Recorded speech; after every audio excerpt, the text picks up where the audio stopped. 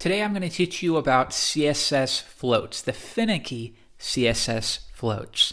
So we can use floats to create the effect of columns. And while this isn't ideal and there are some ways with CSS to make it easier, they're not going to be supported in all browsers because they are somewhat new. So best to learn the basics first. Here I have a div with a class of wrap for our website and a simple heading. And what I want to do is create our main content area, and then I would also like to create a sidebar section that maybe has navigation links, or it could have a list of categories for our blog. You're familiar with sidebars likely. So here, let's first do our main content. Here I'm going to use an ID of content, though you could equally use a class of content if you imagine using the styling again. Within here, I will write, "This is my blog," and that should be fine. Mostly we're going to be focusing on CSS. And next, I would like to create a sidebar. So there are two ways to do this. One of them will be to continue using a div, and you'll see this quite a bit, especially in older websites. You apply a class of sidebar, and this doesn't do anything magical. The word sidebar doesn't do anything. We could call it anything we want. But this gives us a way to target the sidebar and style it accordingly. Now, there are new HTML5 elements that we can use that allow us to keep from using divs over and over. Because remember, divs don't have any semantic meaning at all. They're simply wrappers. So if we can use elements that have meaning, we should always elect to do so. In this case, we're going to use an aside element. Now, this doesn't only refer to a sidebar, it just means information on our website that is connected, that should be placed aside to some content. So while we can use it as a top-level sidebar, it could also be within perhaps an article within your blog. You could have an aside section. Within here, I'm going to use an H2 and write sidebar, and then I'm going to add a list of links. And if we're going to do a list of links, we want to make sure that we use an unordered list. So first, within a list item, I'm going to use an anchor tag. And here, we're going to use the generic # because we aren't linking to anywhere specific in our case. And we'll say home. And then I will copy this a few times, and we'll change this to about and contact. And then if we wanted, we could continue with our sidebar, but I think it's fine for now. And also within our content section, maybe I'll say main content heading. Just some gibberish so that we have something to work with. This is a fine website. So now I'm going to come back and reload the page, and here we have it. So now our job is to figure out how to get this sidebar to the right side of our main content area so that it looks like a real website. If we browse the NetTuts, you can see, if I zoom out a few clicks, we have our main wrapper, and then we have our main content area, and then we also have a sidebar that's pushed off to the right. Let's try to recreate this. First, we're referencing our style.css file, and now we can get started.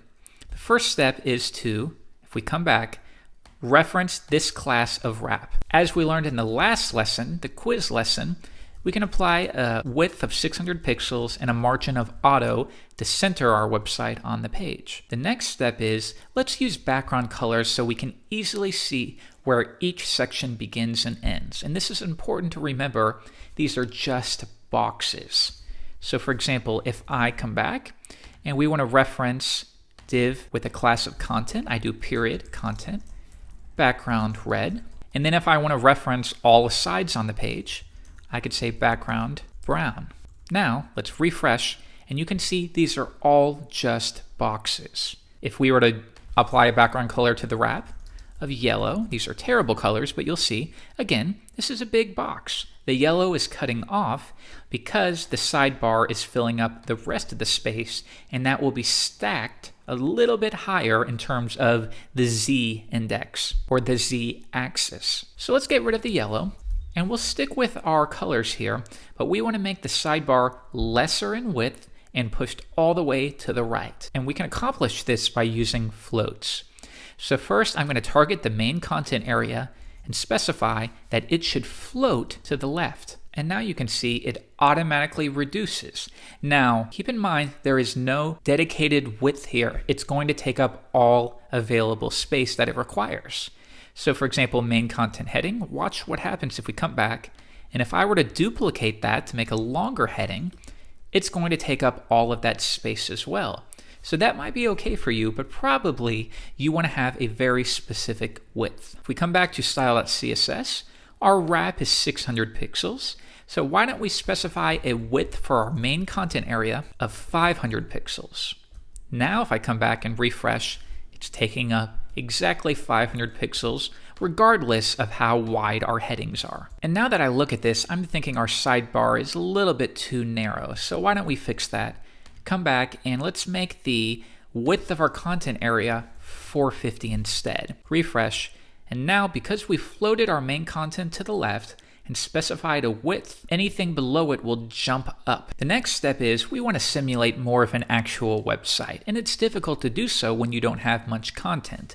So why don't we adjust the height of each of these so that we can see a little bit more. Here, I'm going to target the content and the aside, and we're going to set the height to 600 pixels. Now, we need to note two things here, but first, let's make sure it works.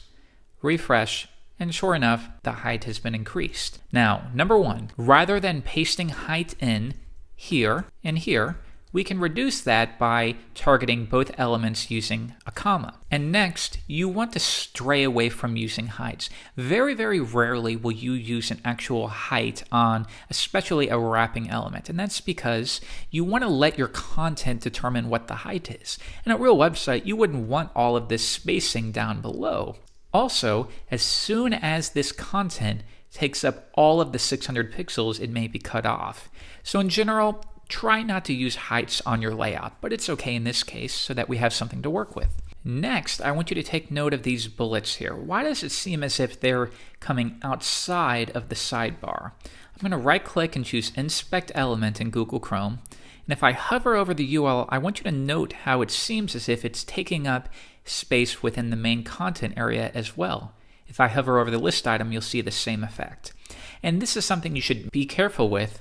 If we're floating the content area, and this is being pushed up, why don't we float the aside as well? And I'm going to float that one to the left, or you could also do the right. In this case, we can push it up to the left as well. That's better. And now you can see if we hover over it, it's only taking up that specific area as it should. Next, I see that the list items are pushed over to the edge, and we don't want that. Why don't we make them line up with the sidebar? And the reason they're pushed over is, again, because that browser is applying some defaults for you. Now, this is easy to trip you up at first because you don't know what is being applied by default. In this case, it's adding padding left to the unordered list. So I'm going to revise that by setting padding left to 0, and I need to make sure I only target the unordered list that is within the aside element. Refresh, and now that's being pushed back over. And if you wanted, you could adjust it slightly, so you could maybe make it 18 in this case. Or if you wanted to get rid of the bullets entirely, you could say list style, what kind of style for the list elements, and we're going to say no styling at all, and that will get rid of the bullets entirely. And then if we adjusted the padding left back to 0, that'll push it up against the edge like so, and you have the beginnings of what would be an actual website. Now, I want you to note if we try to resize this, it stays the same width no matter what. What if you wanted it to adjust? Well, another way is to use percentages to declare your width. So why don't we try it this time? And I'm going to say I want the width of the wrapper to be 80% of the width of our entire browser window. Next, here, I'm going to set the width of our content area equal to perhaps 70% of this containing element. And then I'm going to set the aside, and we'll keep that like so for the time being.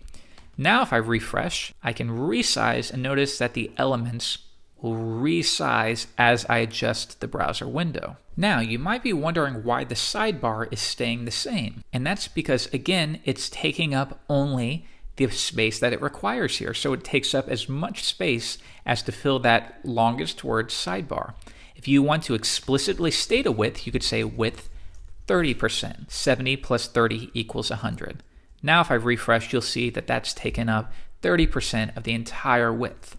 If you want to adjust this, you could say 90 for content and 10 for the sidebar. And now we have a much more flexible content area, but now we have a new problem. It's fine here, but as soon as I scroll all the way down, you'll see that the width of our sidebar is too small, because at this point, 10% of a width of around 400 pixels is very little, only 40 pixels. So what if we wanted to set some minimums? And why don't we try that? We have a width of 80%, and we'll set minimum width to around 600 pixels. And while we don't have to, it's easier for me to read if I first we're going to have a minimum of 600, but then the width can be as much beyond that as it needs to in order to be 80%. But it can't go lower than 600 pixels. Now if I refresh, it seems the same for the big window, but now watch what happens when I reduce it. It's going to get to a point right here. It's not going to get any more narrow. And we can do the exact same thing for our sidebar. So if we want to set 20, 80, refresh, that looks good. And we want to make sure that no matter what, the width is appropriate. Good, so now you have a more flexible website. People browsing in lower resolutions can access your site, and then for larger resolutions, you can provide a different set of options. Maybe you want to display more at the top. You can do a lot of stuff here. Now we need to go over one more thing for today. Watch what happens when I apply a background color to our wrapping div right here. Background equals green. What do you think is going to happen? Refresh, and isn't this odd? The background color for our entire wrapping element seems to only be taking up the heading element. And why is that? And the only reason is, watch what happens when we remove the floats. Refresh, now it is taking up all of the available space.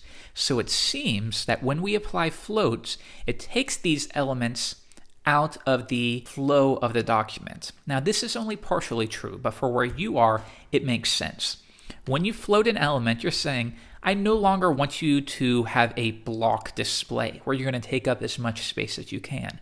I'm going to rip you out of the flow of the document. And when it does that, the background color for the wrapper assumes that there's nothing below it. So this is a problem, and this is something that gets people tripped up quite a bit. There's lots of ways to fix this.